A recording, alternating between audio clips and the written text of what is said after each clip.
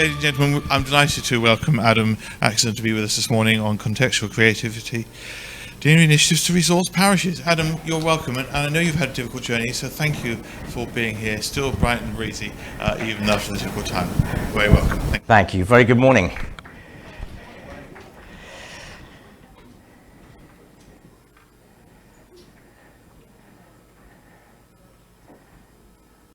Contextual creativity. What? Allow me to explain. I haven't always had a beard. When people ask me about this beard, I say it's a missional beard. I live in East London, and there are really three main groups of people around where I live. You're either really poor, really cool, or really Muslim, and I find that this beard connects with at least two of those groups at any one time. So it's a contextual missional beard.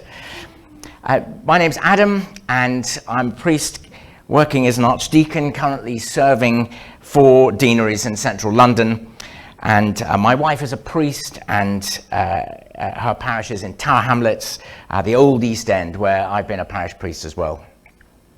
Back to the beard. Rocket Barbers on Hackney Road has the motto, "You grow it, we mow it." And Steve is one of its founders. He's got a proper beard, and he's got tattoos evident on his arms and on his head. Come on, mate. You're a vicar. You should have a nice big cross down your back. Now, I've not gone for a tattoo, hence this beard, which is actually a compromise from that conversation. And Steve was telling me about a tattoo he was planning to have on his chest. He said, "I've got a devil on my back, so I might get one of those on the front." I said, "Come on, mate, you can do better than that." He said, "Well, I do have an alternative. It's a moth." What? Yes, a death moth. So in a throwaway remark, I sat in the chair, I said, I'll pray for you. He said, "Would you? Because I'm having it done tomorrow. Could you come along in all your gear?" So the following day, I'm walking down Hackney Road towards Vagabond Tattoo Parlour in my clerical collar and black cassock. It's clear they're expecting me. Steve is having his chest shaved in preparation for the tattoo. The music gets turned down to allow me to do my thing. It's in my parish, so I pray a blessing on the business, take authority over the evil spirits and cast them out. I pray for pain relief for Steve, and to which I get at least one amen, and then I'm on my way. The interesting thing about the Hackney Road is that it is a local government boundary, it's a borough boundary, and of course it is a deanery boundary. To the north is the London Borough and Deanery of Hackney, and to the south it's Tower Hamlets. Now, we live south of the road. It makes not much difference to us. It seems almost absurd to say, but we walk across the road from south to north quite freely. But not so if you are a young person. The Hackney Road is also a gang boundary. And in common with plenty of urban areas in our corner of East London, and no doubt in corners of parts where you serve, our part is known as Bethnal Green. It has drugs being bought and sold on the streets. And what I don't see, but what many young people do see, is where the county lines are drawn. You're threatening somebody else's turf if you go and walk on it. Now, that's a way to think about deanery boundaries, isn't it? For the Hackney Road, it's been the case that someone who lives on one side and goes to school on the other side, perhaps just a few hundred yards away, has to take a vast detour going west, then south, then east, three sides of a square, just their journey to and from school. And sometimes it kicks off, and a young person needs to run and get out of trouble. And with a few churches in the area, we ran a scheme collaborating with local shopkeepers and residents, called safe havens. And these were mainly shops, mostly on the Hackney Road itself, who had pledged to lock their door behind a young person fleeing violence. And they would display a sign indicating that. We went around with young people, with those from around the Deaneries, to the shops to persuade them that the young people are not all a threat when they come in. Actually, some of them are threatened, and created relationships that allowed these shops to then say that they would pledge to lock the door behind a young person who seeks a safe haven. So it's all about context, responding to it. And what works in my deanery, even across my deanery and the neighbouring one, might not work in your deanery. It might not be a need in your deanery. Even so, this is about creativity.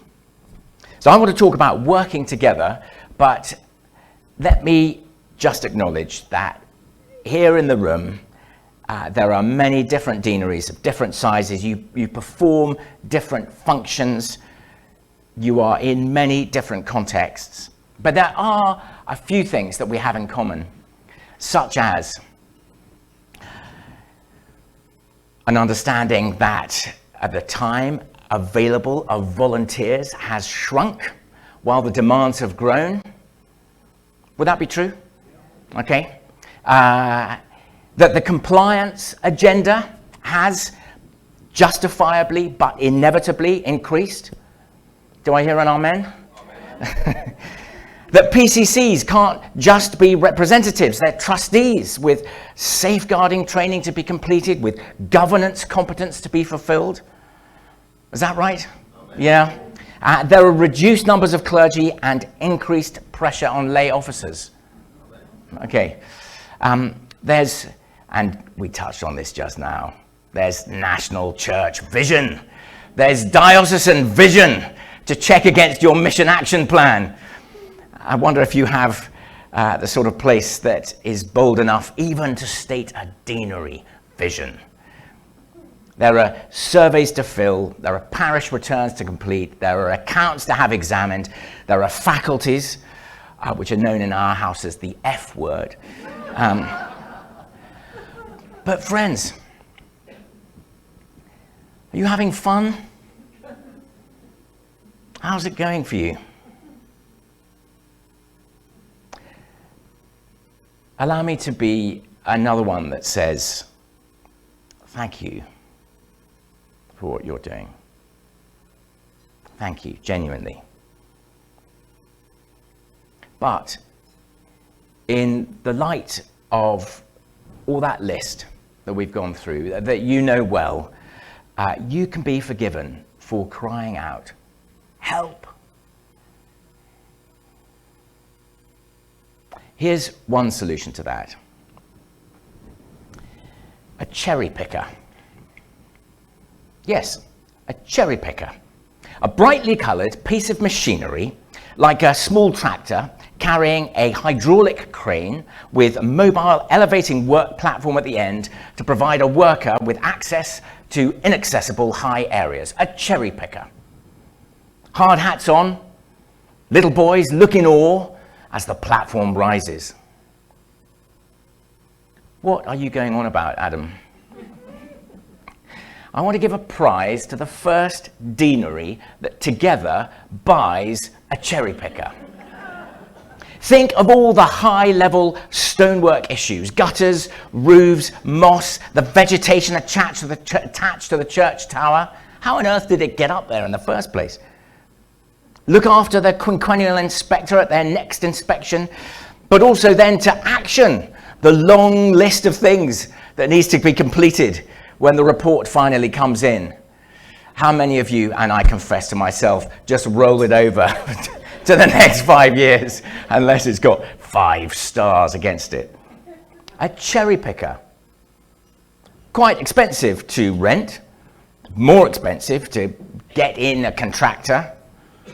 But if a dozen churches around you, and maybe even this is the deanery, all need high-level stonework, how might you collaborate together?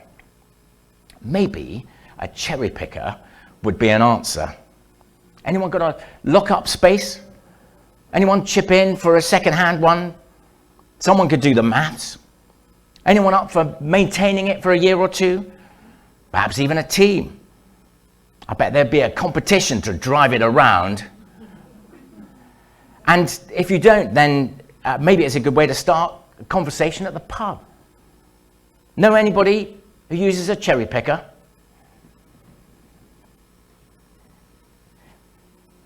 It's just one concrete example. It's probably a really silly example, or at least it's a mechanical one. It's something determinedly practical. And there are other categories as well. There's collaborating on mission projects, on particular administrative points, even on strategy. And we heard, didn't we, the freeing that Bishop Martin gave us with emphasis on relationships, to ask the question about resources. And then that brilliant and beautiful word, release. So what stops us doing that? What stops us collaborating in this way, whether it's a cherry picker or a much better idea that you've got on your tables?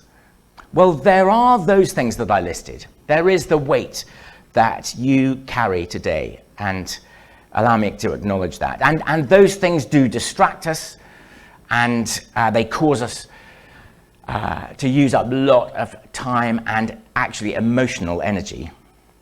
But the thing at the heart of what stops us collaborating, I think, is something much more subtle. Churches in a deanery tend not to find it easy to work together for one fundamental fallen humanity reason. Here it is. We tend to think of our colleagues in other local churches as our competitors. Now, like it or not, that just comes. We look across at a neighbouring congregation and we worry that they will take our families. They will get more tweets from the bishop. And that unless we keep up, someone's going to close us. Shortly after arriving in East London, I went to have a chat with a church next door. What's your hope for the future? And there were 3 women who had cared for the church for the best part of the last 20 years. They said, we're all going to die, and we don't want them to close us when we're gone. And then they said, we want to see children in the church again. Proper East End nans. And that led to an invitation from another church in the deanery to come and give them support. It's become a full-blown project with a priest and a small group of people from a neighbouring church who lived closer to this other parish, who then deliberately joined the small group at the church. It's what you might call these days revitalisation, but the word hadn't been invented then. These 3 women had a vision of death and a vision of life. The prophet Jeremiah says to God's people who are down in the dumps, choose life that you and your children may live. Choose life. Here's how to do it. My friends, hear this message afresh. Comparison is odious. Comparison is odious. Comparing ourselves with others always holds us back. It's deathly. So, in order to do that, to get release, let's get free of comparison and ask God what he is uniquely calling us to do to respond to our context. After all, he's called you to be where you are, and it's not your church or my church, it's God's church. And taking that to heart could allow us to be a bit more undefended. So let's get clear on this. In a moment, we're going to release one another. And I want you to turn in a moment to the people around you And if they're from another church and another deanery, I want you to tell them this. I want you to say, I'm not comparing myself to you, so be free. I'm not comparing myself to you, so be free. Would you like to do that now? Turn to one another. I'm not comparing myself to you, so be free.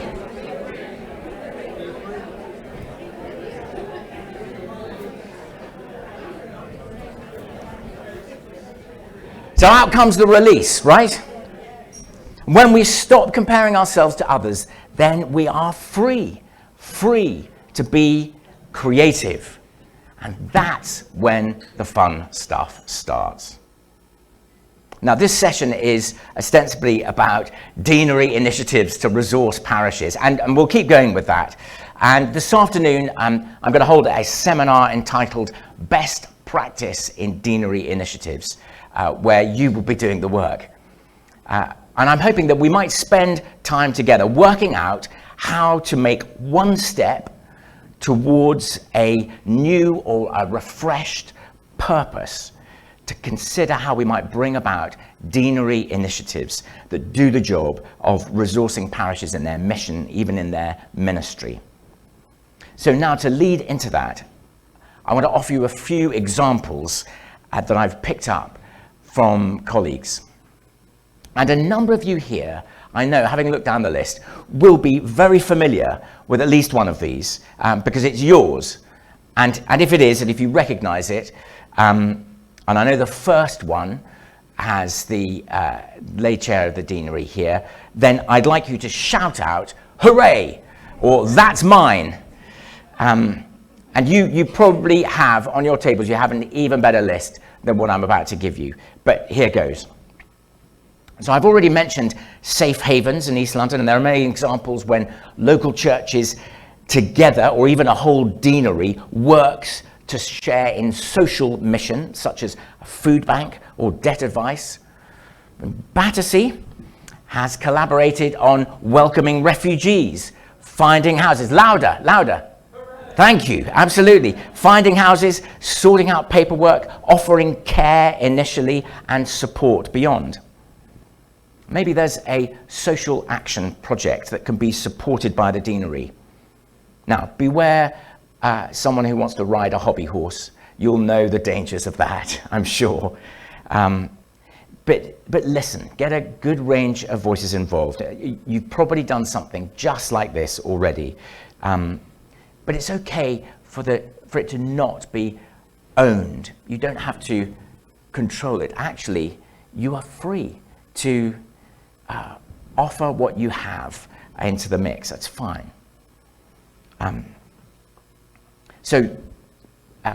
Social action in some way or another that's shared and owned, or not owned. We pointed out the practical, a cherry picker. Or what about a deanery, quote, man with a van, woman with a van? Someone who negotiates a group discount rate with something else we all need, web design. It certainly happened in the lockdown, didn't it, with firms offering installation of cameras and streaming. There was a great opportunity to negotiate a deal across an area. And maybe you did that, in which case, this afternoon, come and share that best practice. The practical is often where the need bites. Then there are lots of examples of deanery administrative projects, sharing accounting or bookkeeping or human resources advice, to a deanery buildings manager who deals with church hall bookings and raises greater income, organising standard, well-priced, well-organised contracts. Here are a few more specifics. In Kingston, they have a funeral administrator who sources the priest, sets up the first visit. Amersham also works on funeral ministry together with a deanery funeral telephone line so that all funeral directors have just one number to call. Wow, that would be good, wouldn't it? And administration remains a great prize. I know that Louth-esque is here. Can I have a shout out from Louth-esque's deanery? Okay, we'll see them at coffee. In Louth-esque, there is a single administrator who works 32 hours a week, who does all the administration for the occasional offices across the deanery. And that includes all the remitting of money. But this person also produces a weekly deanery services sheet noting all the churches and the times of the services. And I'm told the arrangement is that the person is employed by the Diocesan Board of Finance with salary and on-costs paid by the benefices chipping in for the full amount. So the employer doesn't have to be a deanery, you don't have to formally constitute, you're free, much better to be free, and persuading the DBF to take on one more employee with a guarantee of where the income's coming from. Well, it's how you get on with your diocesan secretary, but use your archdeacon and help them, make them do the work to join it up together. And the area dean line manages this person. There's a deanery who gave birth to an idea that's now actually offered across an episcopal area in London, Edmonton, where a group of volunteers with financial professional backgrounds offer support and consultancy to parishes on budgeting, policies, and keeping up with finance management. And they move around between different parishes. It's entirely volunteer organised, and as I say, now it's everybody wants a piece of the action. So that's collaboration on mission, buildings, on practical, on administration. But there is, having taken a cheap shot at strategy, there are also deaneries collaborating on strategic work. And bearing in mind that in some dioceses, parish share is based on a deanery plan, that is actually a significantly important piece of work. And we do need to acknowledge that it does get tricky when it comes to money. But I'm sure we put our hearts and minds together, we could address that. There are many in Chelmsford here, and so you'll know where there was a deanery offering support of a BMO, a Bishop's Mission Orders, so that instead of something that was planned to land among them, the deanery was central to its instigation. In Reculver, anyone from Reculver? I gather the church wardens met off their own bat without the clergy, shock, to discuss and agree together a deanery plan, is that right? And Canterbury, anyone Canterbury? Now, I'm told that the Deanery Mission and Ministry Committee actually works there. Is that right? Thanks in part to a deanery administrator. And even more structural are the examples in Wigan. Anyone from Wigan? Where a new approach to one area of the diocese took place under the banner of Transform Wigan. And I can't conclude this list without mentioning a similar intervention initiative at the hands of Bishop Martin, led by Archdeacon Rhiannon, who's a friend of mine, called Inspire Ipswich. A specific structure created to deliver new outcomes in a deanery where a culture of collaboration comes from a strategic approach. It lies beneath the surface. We don't have to get all earnest about it. What we want is the harvest, isn't it? So these are examples, they're taking place now. And if you're doing anything like this, then please let me know, and please come to the seminar this afternoon and share with the rest of the group. The prize is that we don't fall into the trap of reinventing the wheel, duplication of effort. The enemy of our souls would like nothing better than to get us tied up in petty comparison, in silo working. That means we never ask for help or offer to share. We don't intend to do that. It's just that there's so much to do. And I hope that these few hours that we have together may allow us to have a fresh perspective, to be able to step back. Think, for example, of the percentage of real people who live in your deanery who go to church, any of the churches. If among the Church of England you're striking above 2%, then you're doing well. If you are thriving with other denominations and you're achieving 4%, that's right up there. So, perspective. What about the other 96%? Back in the chair at Rocket Barbers, Steve is giving an update on the tattoo chest piece. He lifts up his t-shirt to show how it's going on. He said, "When the wing of the moth went over my nipple, I cried out to that God of yours." Friends, don't just see what's in front of you. Let's look up. Let's get some perspective. That's what God does to you in the person of Jesus. He sees, he notices, and he goes even further. He loves. And we're praying now, aren't we, between Ascension and Pentecost, that God would send his Holy Spirit on us to refresh us, to draw us into a relationship with him. Maybe we need some resourcing. And there will come a time when we are released.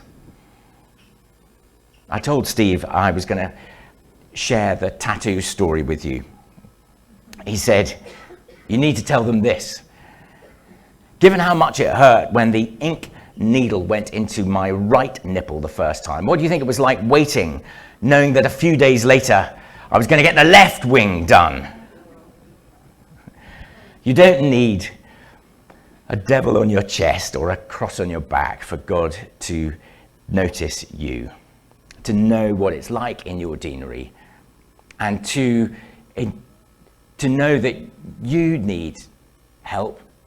We all do. He loves you, he knows you, and he has a calling for you. Part of this is to enjoy freedom from comparison and to get creative. Your neighbours in your context, in your deanery, need you to thrive. The other deaneries in the Church of England need your best practice. So let's be undefended. Let's work out how to resource our parishes. And let's not just settle for the way things are. Deaneries resourcing parishes. You and I, we can do better than a death moth as well. Thank you very much. See you this afternoon.